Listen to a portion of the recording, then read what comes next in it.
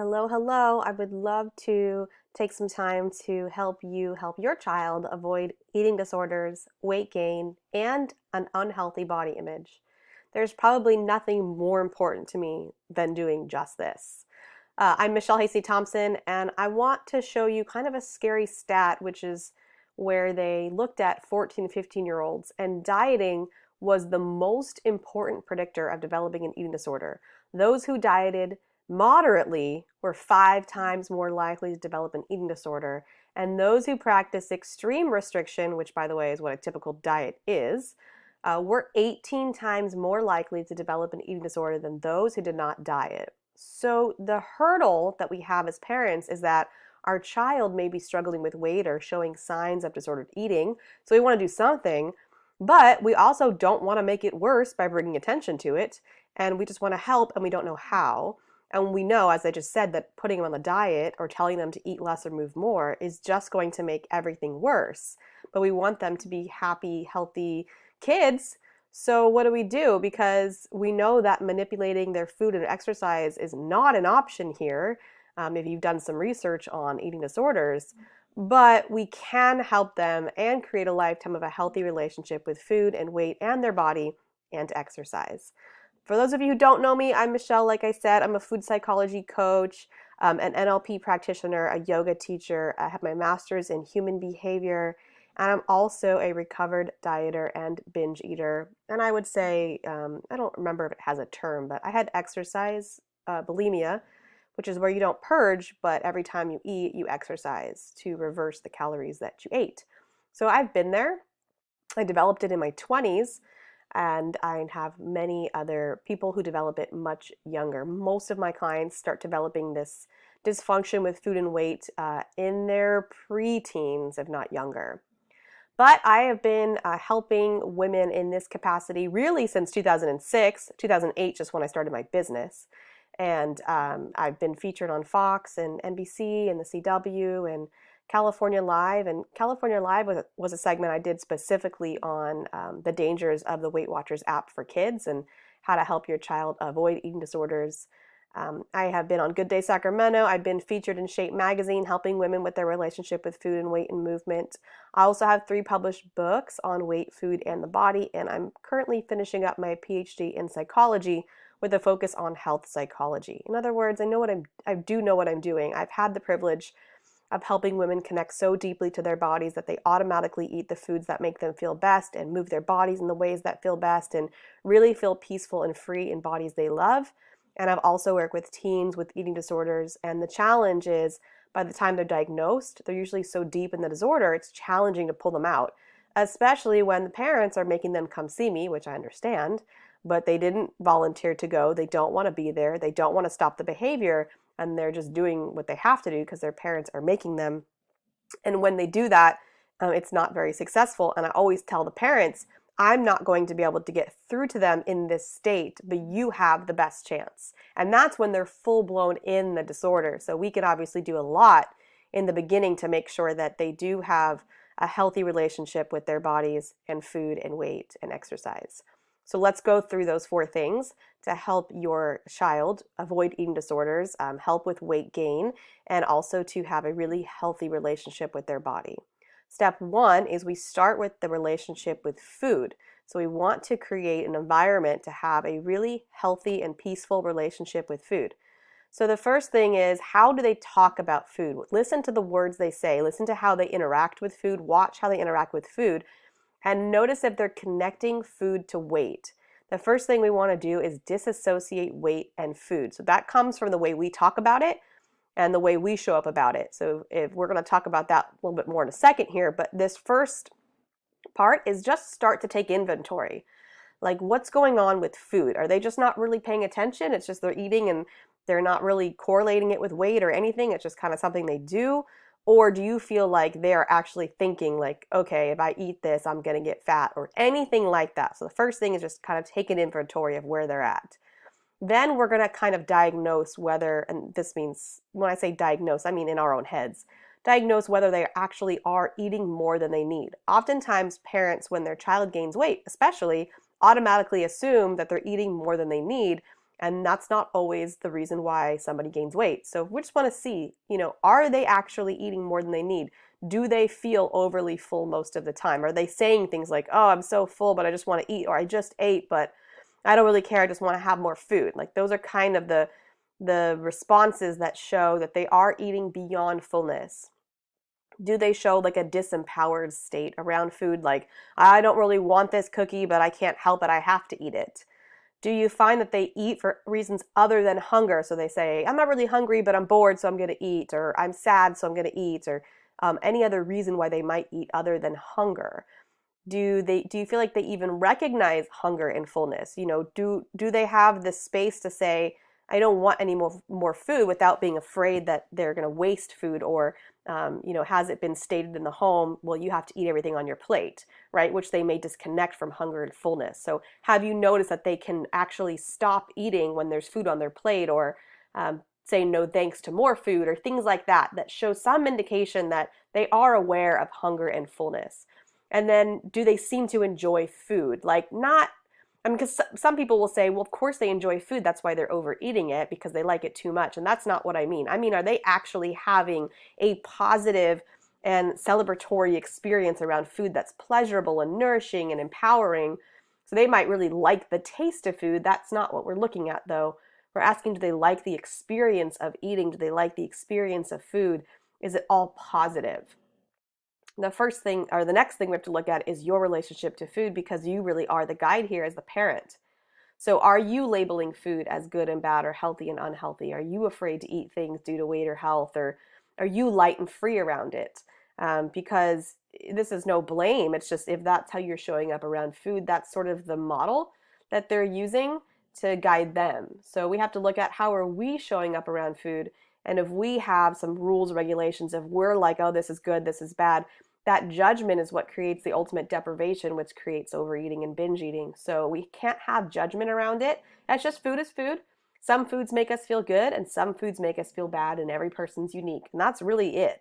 There really is no other explanation of food other than that. So even if you think, man, I don't eat fast food, it doesn't, feel good in my body, I don't think it's something that my body really wants, then if your child's eating fast food, instead of saying, oh God, that's garbage food, it's going to make you unhealthy and blah, blah, blah, which puts judgment on it, we will, best of all, just say nothing. But if they asked, they would say, that food just doesn't feel good in my body. So I tend to get some type of negative reaction. So that's why I don't eat it, because it doesn't feel good to me. And then you could maybe ask, how does it feel when you eat it? Are you conscious of how your body responds? And if they say, yeah, I don't really have any negative, then you just let it be. They'll get there. Don't worry. The more we help them connect to their bodies, they'll get to a place where they realize that there are side effects of different kinds of food. Trust that they can get there on their own without you putting judgment on things about what they should or shouldn't do, or can or can't do. Especially when they actually have excess weight, it's really hard to stay out of a place of saying, don't eat the dessert, don't eat the junk food, we have weight to lose. But that makes it worse. It makes them deprived, and it makes them want to eat more of it, because they feel that judgment, and then they feel like they shouldn't be doing it, which makes them unconsciously want to do it more. So if your child's struggling with weight, you especially don't want to bring any morality around food. Everything is the same. If they want to eat, obviously you control the environment. So if you're not buying cake every day, then they don't have access to cake. So you are controlling basically what they eat inside the home, unless they go buy their own food. So that really takes care of that. And then if you feel like they are eating too much of something or too little of something, you could just casually mention, hey, we need to eat this because it's, helps with your eyesight or whatever, or because I said so, because I'm your parent and you live in my home and this is what I'm saying, but not attaching it to any morality or any weight especially. But the best thing we can do is just to create a really incredible eating experience. At least, at dinner time is usually the easiest time to do that, but make eating really fun and pleasurable. Help them see the satisfaction and nourishment of having a full eating experience, and remove all fear and negativity and judgment from food, and let it just be this positive, beautiful thing that we're so lucky to be able to take a part of as a human. And there's no food is fuel, or none of that sort of disgusting, like this is disgusting and this is, good and it's just food is this beautiful thing that gives us pleasure that we get to enjoy, that nourishes our body. And some of it is not technically, nutrient dense, but there's totally room for that too. And the more that we just allow ourselves to enjoy food, the better the experience is and the better that we are able to connect to what our body really wants from food. But that's really what we want to do there. So a lot of it is just like allowing them to model our behaviors, controlling the environment. So we, like I said, you don't have to buy donuts every morning, right? So it's you controlling the environment to a point, but we don't ever want to do something different with our child. So for example, you guys eat one way and then, oh, but you have to eat this because, you're trying to lose weight or you're trying to change your health or whatever. So the family all eats the same thing. And that goes for you too, mom or dad. So if you're trying to lose weight, then, that's not going to work. If you say, well, mommy's trying to lose weight, so she's only eating this, that's going to send a mixed message there. So everybody eats the same thing. And there is room for balanced eating, which means nothing is really off limits. There's no bad or good. There's no healthy or unhealthy. It's just we like to eat food that makes our body feel good. And we're not going to put labels on what that is. We're going to explore. We're going to say, what does it feel like when I eat this or that? And have room to say, this feels good and this feels bad in my body. Everyone's experience is unique there. Okay, step 2 is to help them have a healthy relationship with exercise. And just like with food, we want to listen. How are they talking about exercise? And are they connecting exercise to weight? So are they afraid that they're going to gain weight if they don't work out? Or do they feel like the intensity or the challenge of the workout is the most important thing and will dictate how much weight they lose or how many calories they burn? Or do they feel like they can rest if they need to rest instead of worrying about, well, I can't miss a workout because I'll gain weight? Or are they choosing movements based on calories burned or based on what they actually like? So you're just kind of taking an inventory. How do they show up around exercise? Does it seem to be in a healthy place, in a peaceful place? And then diagnose whether or not they actually are moving too little. Once again, if your child is actually struggling with weight, has excess weight, we often assume they're eating too little eating too much and moving too little, but we always want to make sure that that's actually true first. Not that we would ever say it to them, but it's just so we can be more accurate about it within ourselves. Like, are they actually moving too little? How are they using their downtime? Do they have downtime? If they don't have downtime, then obviously we can't put more movement into their life. That makes no sense. If they do have downtime, are they doing a lot of checking out or numbing activities? So video games, phone, TV, anything that you're noticing they just totally check out, because a lot of the times food will go with that numbing out activity. So if that's happening, then we don't have a moving too little problem. We have a numbing out problem. And so if that's the case, then, and when I get to the end of all this, then we're going to talk about how we can implement this. But for the most part, this is not something you can bring up to them unless they bring it up to you. So unless they say like, wow, I'm noticing that I'm kind of like addicted to my phone. I don't ever want to get off of it. And they say it, that gives you space to say, well, tell me about that. Like what's going on when you want to use your phone or whatever. You can invite a conversation. But what might work better is just to start to motivate them to do other things. So based on their personality, what is fun to them? Do they even need more movement? Not every person is motivated to be active and athletic. So it may be that their body requires less than what you even think or what they think. So what's fun for them? What activities do they gravitate towards? I never played sports my whole life, never played sports. It's not what I gravitated towards. I was always in music. And so as a child, it's not that I was terribly active. I mean, I think I skateboarded here and there, whatever, but I wasn't like athletic at all. And that worked for my body. I didn't have a weight problem as a child, and I never really did much athletic stuff. In fact, my family used to joke about that I was the laziest one of the family because my family loved to hike and be active and I didn't. But I did do other activities for a long time that were really fulfilling for me until I didn't, and then that's a whole nother story. But basically, we just want to motivate them to take part of activities. And if they're not motivated to take part in activities, then we need to find ways to connect with them. So, ask them, okay, hey, I have 30 minutes that I would love to do whatever you want. So do you want me to look on YouTube with you? Do you want me to, play Legos with you? Do you want me to watch a show with you? what I would love to just do whatever activity you want, doesn't matter what it is, and just start connecting that way to kind of help them feel like they're more connected to you, which will hopefully get them to eventually start opening up a little bit more about what's going on. But the main thing children need are significance and belonging, and the best way to create more significance and more belonging is to go into their world as much as possible.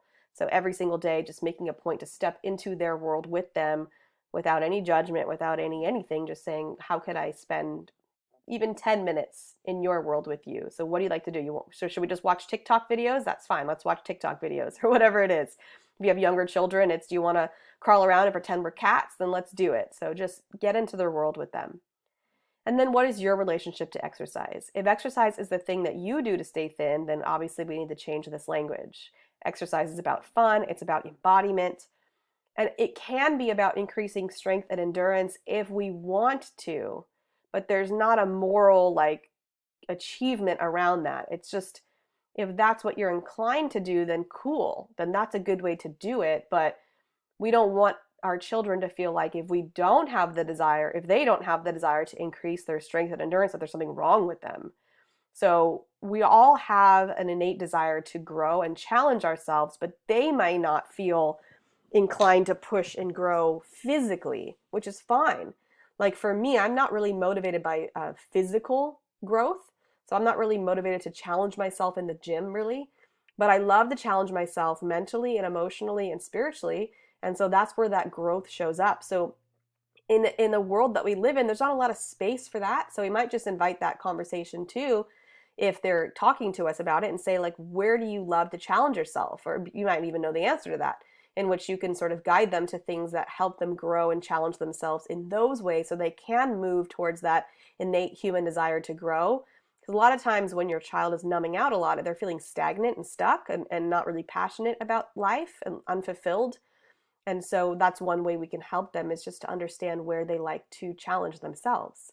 And if they have a personality where they challenge themselves too much, like they're like obsessed with getting straight A's, or they're really hard on themselves or put pressure on themselves, then we need to work on being silly and having fun and being light and those kinds of things. So soulful hobbies is what we really want to focus on here. So exercise is just one way our child can fill their time, but if they're not passionate about anything movement oriented, then it's better to just guide them towards any hobby, even if it's not active. Video games is a tricky one, because if they're playing video games or they're on their phone and stuff, it's usually to numb out. I don't want to define that, because that isn't always the case, but you can kind of tell. You can tell when the child's just numbing out, checking out, or whether they're engaged. Like there's times I watch TV to check out and I'm aware like this is me numbing. And there are times when I'm consciously deciding to watch a TV show, and those are two very different experiences. So just kind of see what's going on there, and help them be guided towards more soulful hobbies, do it with them, and just, help them on that path to living a really fulfilling life. Step 3, help them have a healthy relationship with their body. Once again, listen to how they talk about their body. Are they conscious of it? Like, are they saying like, oh, my body this and my body that? Like, do they even have a consciousness of their body? And if they do, are they being kind? Are they being mean? Do they beat their body up? Are they disgusted with their body? Are they having a difficult time being positive towards their body? Are they abusive towards their body? So just kind of figuring out, like, when I talk to adults and I ask them about where this all began with their weight, they will often say, I really didn't think about my body at all in terms of what it looked like or anything until, and then there's some sort of, transitioning event, whether it's, puberty or age or a life event or trauma or something. And then it's like all of a sudden I couldn't stop focusing on my body. So just trying to figure out where your child is in that. And then we want to connect to the body. So we don't want our kids thinking about what the body looks like, but we don't want them to be, depending on the age, right? If they're just toddlers or whatever, who cares? But, if they are talking about what their body looks like, then we just want to guide them to looking at what the body feels like. So how does your body feel? Does your body feel hungry, full, tired, energetic, bored, unfulfilled? And even if they say heavy, my body feels fat or heavy, if we can say feel, that's 100 times better than saying I am fat. My body feels fat has way less heaviness than I am fat, which is an identity statement. It's like, I am this. It's like a life sentence, right? But if we just say, I'm feeling fat, or I'm feeling this, that would be better. And then it's like, okay, so what's causing us to feel this way? And so we're really connecting to that feeling versus identifying ourselves as something. What is your relationship to your body? How you feel towards your body is painting the picture of what's normal for your child. And I know a lot of parents tell me, well, I don't talk about that in front of them. And I wish that it were that simple. I wish that I could say, okay, as long as you don't bring it up around your child, you're good. But unfortunately, there's an unspoken energy that is really felt by the child. So if the way you feel about your body is negative, then it doesn't matter if you don't talk about it. It's known, it's there, it's present. It's like, and I have a child too, and I know there's some things about myself that I wish and hope and pray he doesn't inherit. Like, and I can see precursors of it, and obviously I'm conscious of not bringing up those types of things around him, and it's still just sort of trickling into him, and I'm like, dang it, I really need to work on that stuff, because I don't want him to have a life where he has those same struggles that I had.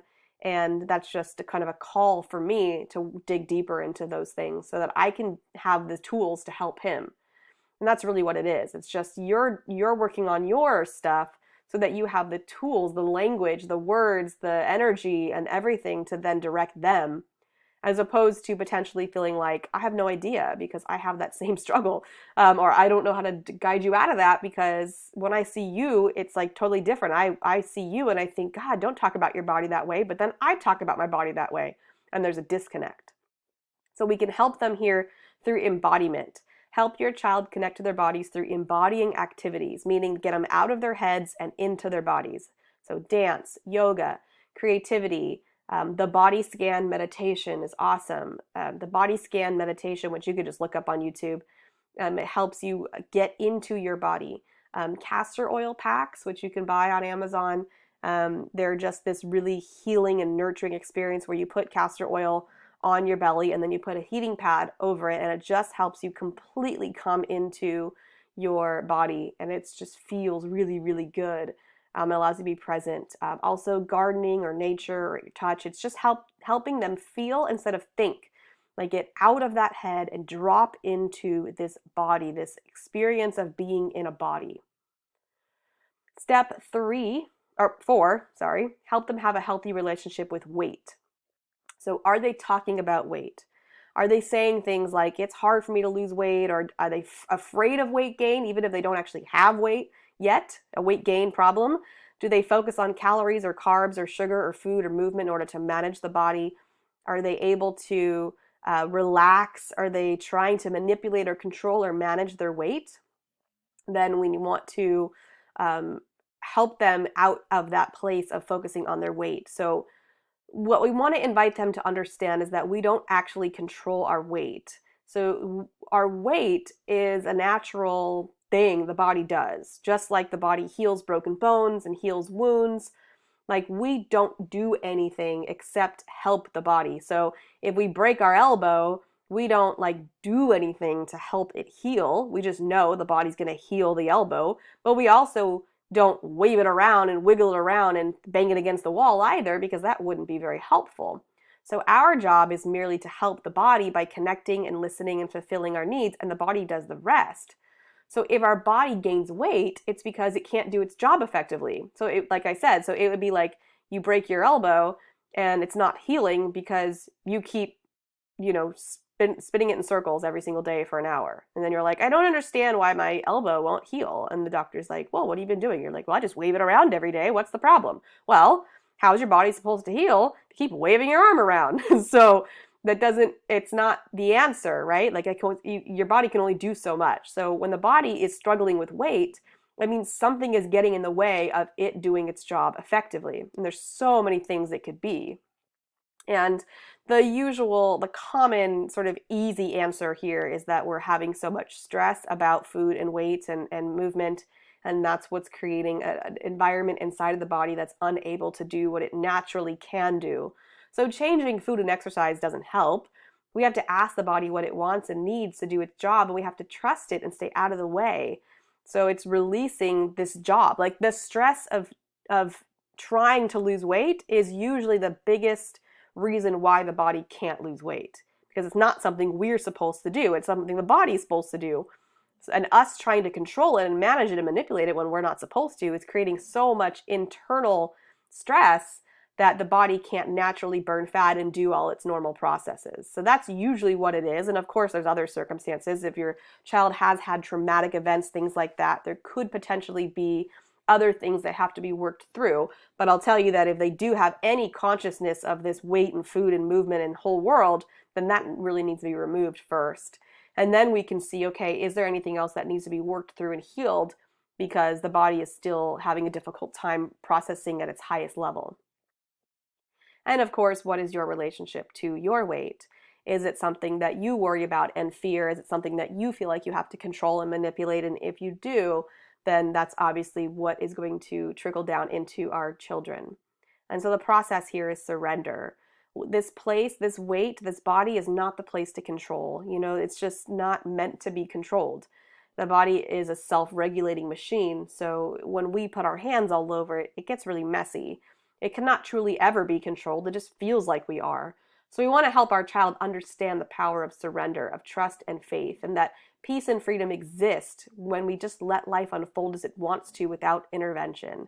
Help direct their need to control other places. I also like to invite people to think about a river.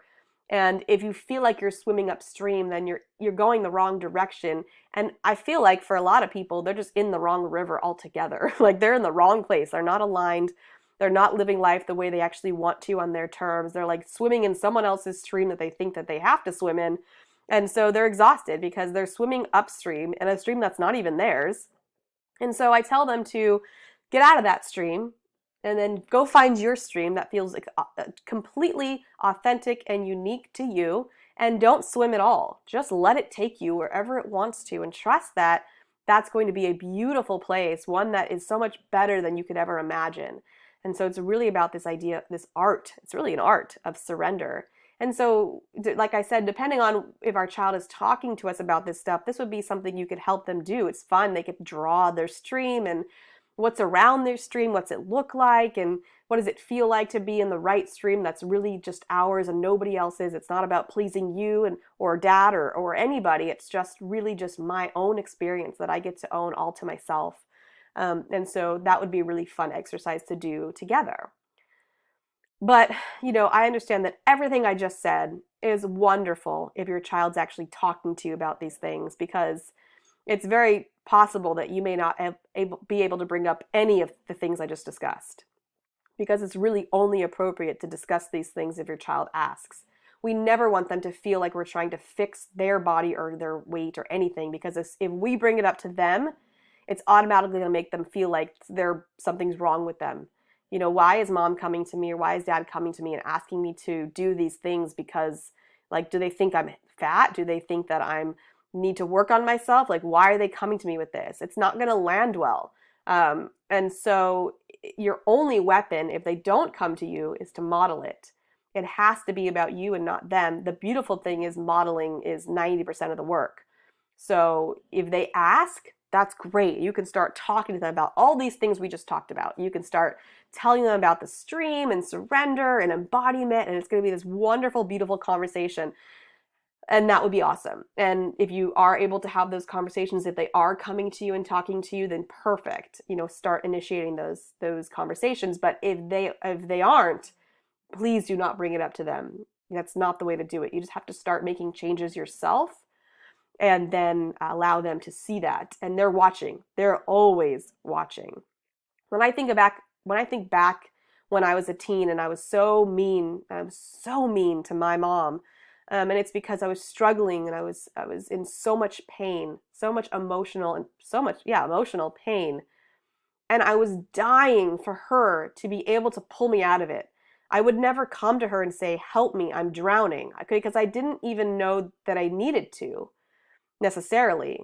But when I look back, all I wanted was for her to all of a sudden discover the tools so that I could learn them through her, through osmosis, because she didn't have the tools, and that's no fault of hers, but she didn't. And I was experiencing the same exact struggles that she was, and I was so mad about it. I was so mad at her that that she had the same things I have, that it was like the blind leading the blind, that she couldn't help me out. And my struggle was so deep and so painful that the only thing that would have pulled me out is if I accidentally stumbled across something that would give me solutions to what I was struggling with, because there was no way I was going to ask. And for a lot of the kids, they're not going to ask. But you modeling it is the most powerful thing you can do, I promise you. So what I do have is a step-by-step course that will help you heal anything going on with your relationship with food, exercise, weight, and your body. Because if you're going through this process and you're really staying true to it, they're going to be able to learn the tools directly through you without ever having to say anything. So I call it my proven path to peace, and it's a proven 4-step system to transform your relationship with food, movement, weight, and your body. So it's a 4-phase thing. So the first phase is this relationship with food. So we talk about triggers that cause us to eat outside of hunger and remove those. We talk about reprogramming the food brain that might be hyper-focused on food. We do the mind hunger recalibration diet, which is a mindful and intuitive eating process, which really helps you become completely peaceful and normal and remove deprivation around food. We talk about emotional eating and how to deal with feelings in other ways. We learn about reward-driven eating, and we also talk about digestion. So those are all tools that you can then use and implement in your home, in which your child will just be able to start to watch and see how you change the way you potentially interact with food, and also the kinds of the emphasis you put on creating an eating experience. Because what you're really going to get out of this first module, or this first phase, is that creating an eating experience is the most important thing we can do, so that we eat within hunger and don't use food for other reasons. So you're going to start prioritizing doing that as you go through the process, and then they're going to be able to benefit from that. The second phase is healing the relationship with exercise. So we learn the truth about motivation, which is going to be really important. If you feel like your child is lazy or unmotivated, you're going to learn why, because it's not really truly laziness or lack of motivation. There's stuff behind that. We're going to remove any negative programming around exercise, so that it's something that we do in the amount that feels best to us without force. Creating an ideal movement plan based on your desires. And we also talk about stress and how to increase energy and decrease stress, and why stress isn't a bad thing and how to navigate that. And there's also some information about yoga and strength training if that's something you want to learn more about. And so as you start to change, like you're not using exercise in a way that is dysfunctional or just unhealthy, they'll be able to see that, and they will also model it. Step 3 is how our habits or healing a relationship with our body. So we talk about how our habits dictate our results, and we talk about the truth about habits. There's a lot of information about habits out there that all sort of conflict with one another, so we talk about that. We talk about the 2 mindsets we need for a successful relationship with the body.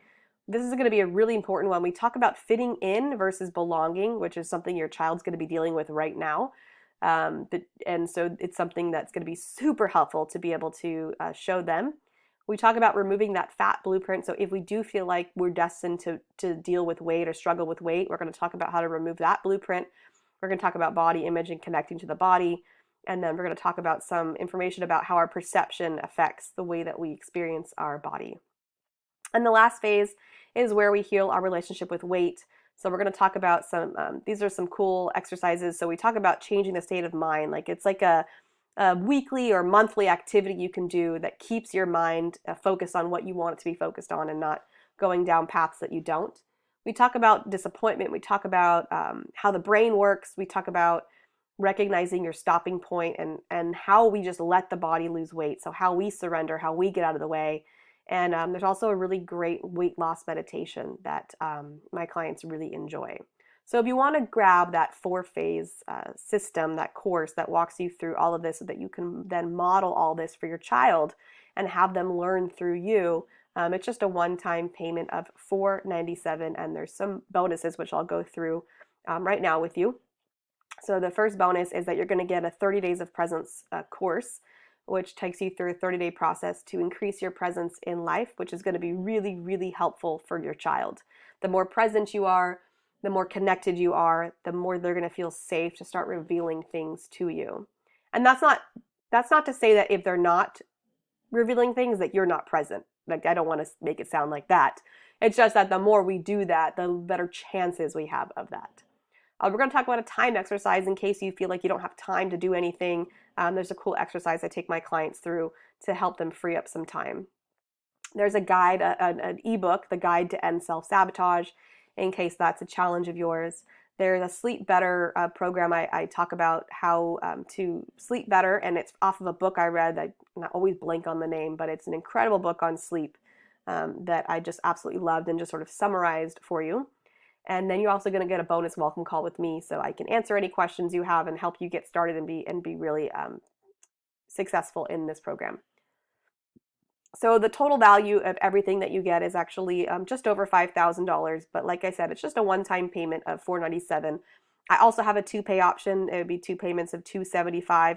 And so that's an option to break up the payments. And look, if you need a different payment plan, like you're like, I want to do this, but I don't have $500 right now, or I don't have $275 right now, and I really need this, please just message me on Facebook or Instagram, and I will work out a payment plan with you. I just want you to get what you need and help your child and help yourself. And so you can find me at the Om Institute on Facebook or Instagram and just message me, or you can email us. It's just hello@theominstitute.com, or just find us and message us, and we will definitely work on making this work for your budget so that you can get into this program and start making these changes for you and your family. So just head to imdonegainingweight.com, and that's where you can see the everything we just talked about, and then the button to buy. There's the button to buy it for one pay, and then right below it is a link to make two payments if you prefer to do it that way. So you'll get everything we talked about, the full course program, the bonuses, the welcome call with me, everything we talked about. Just real quick, if you're not super familiar with me, I could just show you a little bit about what some of my past clients' experiences have been. My client Joanna said, she messaged me. She actually worked with me for quite a while and lost a bunch of weight. And then she reached out to me months after that and said, I keep losing more weight between a size 4 to 6. She was plus size when we started. I don't remember her exact size. We don't do measurements or weight or scale or anything. So I never really know, but that's what she told me. And so she was just looking for a referral link. Now, I don't do before and after pictures. The only reason why I have this one before and after picture is because I was shooting a proof of concept video to have something ready so that I could have a reality show someday, which is in my my vision. And so I wanted something so that when the right producer shows up, I can show him, here's the process I walk my clients through that's so different than dieting in the rest of the world. And so this is Jen, and she worked with me in that capacity for 30 days. And then she, we didn't weigh her, but that's what she looked like after 30 days. So, and that was following the exact program that I just outlined for you. And that's what we did. I met with her twice, I think. Yeah, twice, just to go through things. But otherwise, she was just going through the same course that you would be going through. This is one of my other clients. She emailed me. This was less than a week into working together. She said a bunch of healthy food I was clearly telling myself or making myself like is now inedible. A bunch of not so healthy food that I thought I liked tastes like garbage. She talked about feeling compelled to pray before her meal just to kind of get excited about the food and be appreciative of it. And she said it's impossible for me to overeat, which she's floored about because obviously that was a big problem for her before that. So that was just in less than a week into diving into the material. One of my other clients messaged me and says, I had an amazing Thanksgiving, less overeating, less emotional eating, congratulating my body for doing amazing. It's something very difficult. And another one, wins, not feeling like I had to eat everything during Thanksgiving if I didn't feel like it. Someone messaged me, I divorced my sense of eating with anxiety or stress. I had asked her the question, do you eat when you feel anxious? And she thought, why would I eat then? Food doesn't solve that, which was a huge win for her because that is how she dealt with it before. So she realized food doesn't help with that. It just helps with hunger. It doesn't help with stress or boredom or sad or anything. And she felt that to her core. It wasn't just knowledge running through her head. She was like, that's true for me, which was a huge shift for her. So once again, imdonegainingweight.com to grab that course so you can walk through that. And if your child is communicating to you that they want help, then please invite them to do it with you. Just don't invite them to do it with you if they're not coming to you asking for help. But if they're like, hey, mom, or hey, dad, I want to try keto, or I want to lose weight, or I want to try a diet, then this is what you're going to give them instead. But if they're not asking, then please don't even bring it up. Just I mean, you could bring it up for you, like, hey, I'm really excited. I'm starting this program on healing my relationship with food and whatever, and it's going to be awesome and this and that. And then if they say, like, that sounds fun, can I do it with you? Then great. Yeah, of course you can. No big deal if you want to or don't, but I'm going to be doing it for myself and blah, blah, blah. So, if they show interest, then great. And if they don't, you're just going to be modeling it. So that is that. So I'd love to have you in that. Like, honestly, the mission here is just to reduce the amount of eating disorders and prevent as many as humanly possible. And every client that I work with, well, I shouldn't say every client, but 90% of the clients I work with, when they talk about when this all started, it was back when they were, kids, preteens, teens. And I just always say, man, I wish I could have known you then, because I could have saved you 40 plus years of struggle. If I would have known you then, I could have gotten you into the right steps to help reverse this before it turned into this full-blown disordered eating patterns and body image stuff and all this whirlwind of this weight, this all-consuming weight issue that most of our culture has. So that's really what I'm passionate about reversing. And with kids, there's such an opportunity here, but it has to come from a place of non-judgment. And if we bring it up to them in any capacity, then it's going to feel like I'm broken, I'm something wrong with me, she's trying to fix me. And it would be really difficult to communicate that without that. So if they're not coming to you, please just model it. And if they are coming to you, then you now have some tools to communicate with them. And if you enjoyed the program, you'll have a whole lot of tools to be able to walk them out of this process and into a really beautiful relationship with their body and food. All right, so thanks for sticking it out with me. I look forward to seeing you in the program or jumping on those welcome calls and meeting you and talking more intimately about what's going on with you or your teens or your kids. And I will talk to you soon.